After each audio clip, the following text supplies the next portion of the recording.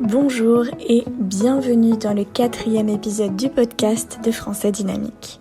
Le podcast qui va te faire améliorer ton français sans même t'en rendre compte. Je suis Agathe, professeure de français passionnée, et dans l'épisode d'aujourd'hui, je vais te parler des bizarreries de la langue française. Qu'est-ce que c'est qu'une bizarrerie, une bizarrerie?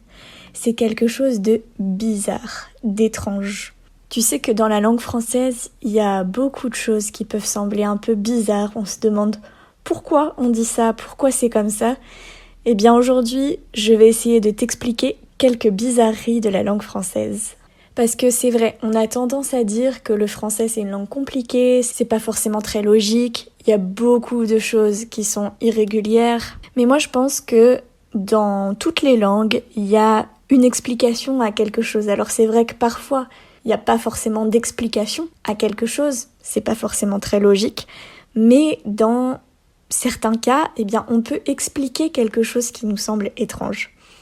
Et donc aujourd'hui, je vais te parler de plusieurs choses différentes, et tu vas voir, je suis sûre que tu vas apprendre beaucoup de choses, et après ça, toutes ces bizarreries vont te sembler beaucoup plus logiques. D'abord, on peut parler peut-être de la chose qui distingue le plus la langue française, je pense, c'est le rythme. Quand on parle, c'est assez typique d'un français parce que on accentue sur, en général, les dernières syllabes. Le rythme est assez particulier.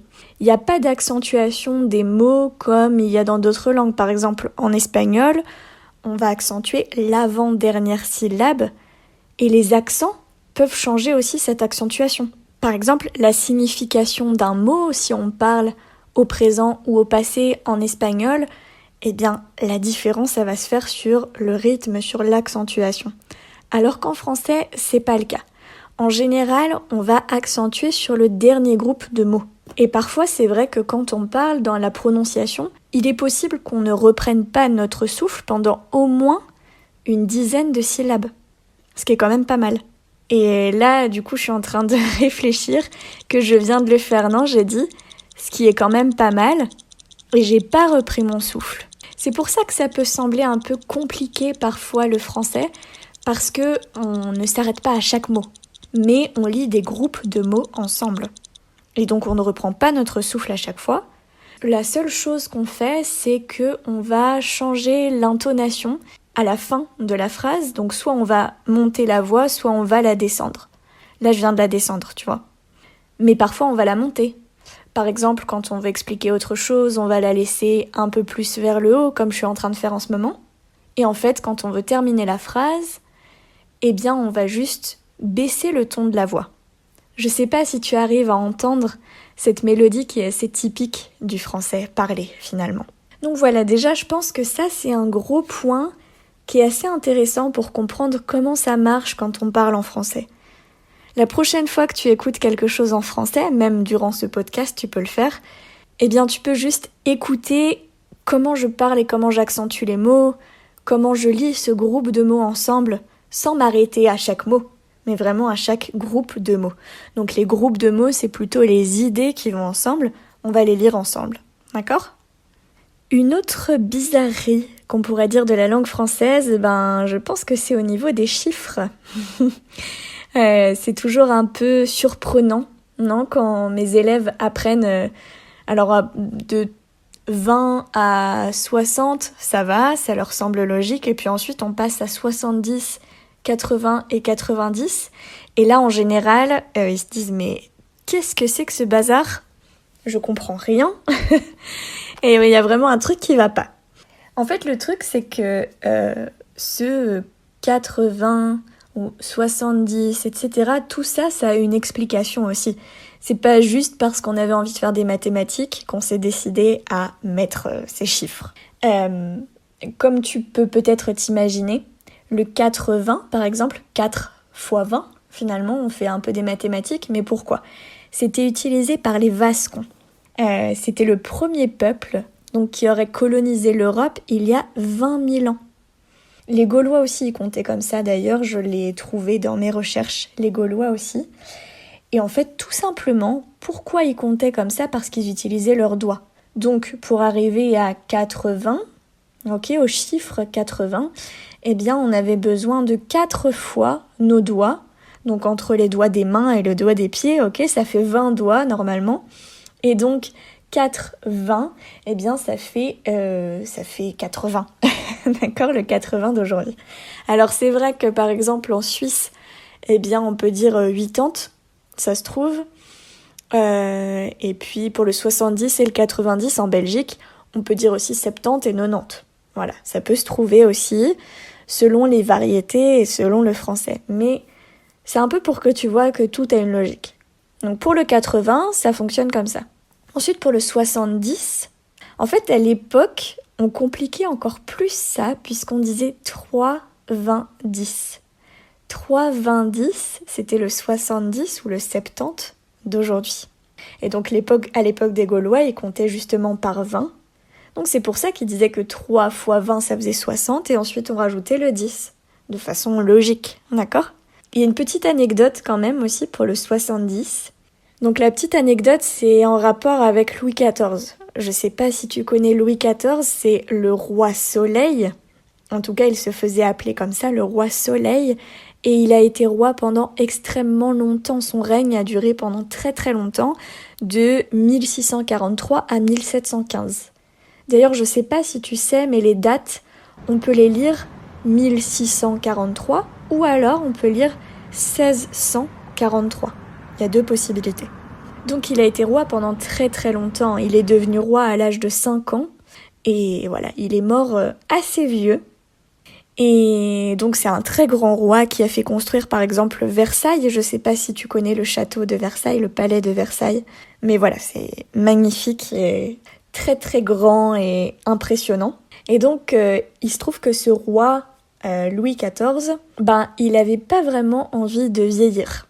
Donc pour l'époque, il a vécu assez vieux et il a vécu plus de 70 ans. Et donc arrivé à l'âge de 69 ans, en fait ce roi s'est dit « Moi je veux pas passer au 70, là c'est trop vieux le 70.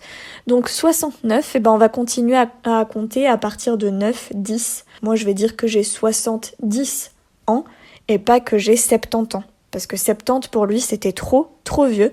Donc il a compté comme ça, il a compté 70. Voilà, c'est une petite anecdote qui fait aussi que, on a continué à compter comme ça, comme 70. Ensuite, le 80, j'ai expliqué. Le 90, c'est un peu la même logique que tout à l'heure. C'était la façon de compter des Gaulois ou des Vascons. Donc voilà, il y a une logique un petit peu à tout ça quand même. Et puis ensuite, le dernier point dont je voulais parler, c'est l'accent circonflexe. L'accent circonflexe, tu sais, c'est cet accent qui ressemble à un chapeau. Ou alors c'est l'union entre un accent aigu et un accent grave. C'est vrai qu'il a aujourd'hui, il a très peu d'importance au niveau de la prononciation. Surtout en français de France, on ne fait pas trop la distinction. Seulement sur quelques mots. Par exemple, on fait la différence avec le mot nôtre, par exemple, c'est le nôtre. Le nôtre, il a un accent, donc le O est fermé. Ou alors, par exemple, c'est notre pays. Là, le O est ouvert, il n'y a pas d'accent circonflexe. D'accord ? On fait la différence entre, par exemple, ces 2 mots-là au niveau de la prononciation. Mais sinon, on ne fait pas vraiment la différence aujourd'hui en français de France. Par contre, c'est vrai que les Belges, ils vont avoir tendance justement à marquer plus cette différence lorsqu'il y a un accent circonflexe. Et voilà, c'est une chose qui s'est perdue dans la plupart des régions en France, mais en Belgique, on continue un peu à accentuer. Donc c'est-à-dire qu'on va juste prononcer de façon un peu plus forte cet accent, un peu plus longue. Par exemple, dans le mot gâteau, les Belges vont plus avoir tendance à dire gâteau.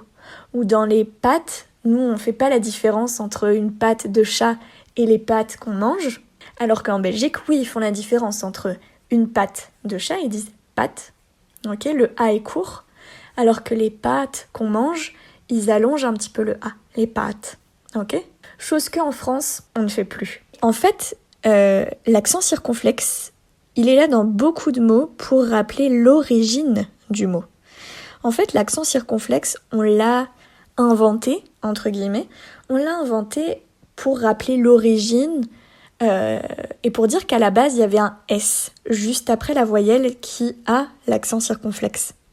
Et donc, dans beaucoup de mots, tu peux retrouver l'origine et tu peux retrouver que, autant en espagnol qu'en anglais, en italien, etc., dans les langues assez proches du français, eh bien, on va avoir un mot qui ressemble vraiment à l'anglais, à l'espagnol, etc. Donc, par exemple, le mot hôpital, il y a un accent circonflexe sur le O, on l'entend pas, on l'entend pas, mais il est écrit. Eh bien, ça ressemble étrangement à hospital, ça veut dire qu'avant, il y avait un S, hospital. On utilise toujours hospitalisé, par exemple en français, mais le mot hôpital, on a retiré le S. Ensuite, par exemple, on a le mot forêt. Forêt, il y a un accent circonflexe sur le E. Ça ressemble étrangement à forest en anglais, ou alors forestal aussi qu'on peut retrouver, en français aussi. Ensuite, on a le mot prêter. Prêter, il y a un accent circonflexe sur le premier E. Ça ressemble étrangement à prestar en espagnol, ok. Ou alors par exemple la tête. La tête, il y a un accent circonflexe sur le premier E aussi. Et ça ressemble vraiment à la testa en italien, non ? Donc voilà, je trouve que c'est assez intéressant de retrouver que l'origine finalement, elle est toujours là. Elle est toujours là dans certaines langues et voilà, on utilise toujours le S dans certains mots. Alors c'est pas le cas pour tous les mots, mais pour beaucoup de mots, effectivement, l'accent circonflexe est là pour rappeler cette origine. Et bien voilà, j'ai fait un peu le tour de toutes ces bizarreries de la langue française, en tout cas les plus communes et celles qui font le plus peur, on peut dire. N'hésite pas à m'envoyer un message pour me dire quelles sont les choses que tu trouves les plus bizarres en français. Est-ce qu'il y a vraiment quelque chose qui t'a choqué quand tu as commencé à apprendre le français ? N'hésite pas à me dire aussi ce que tu as pensé de cet épisode, à mettre un petit like si ça t'a plu, ça m'aidera beaucoup. Et puis rappelle-toi que tu peux télécharger le PDF avec la transcription, la traduction en anglais et en espagnol, l'explication d'un point de grammaire chaque semaine, ainsi que l'explication de plusieurs mots qui sont importants à mémoriser pour ton apprentissage du français. Je te remercie beaucoup d'avoir passé ce moment avec moi et moi je te dis à très vite.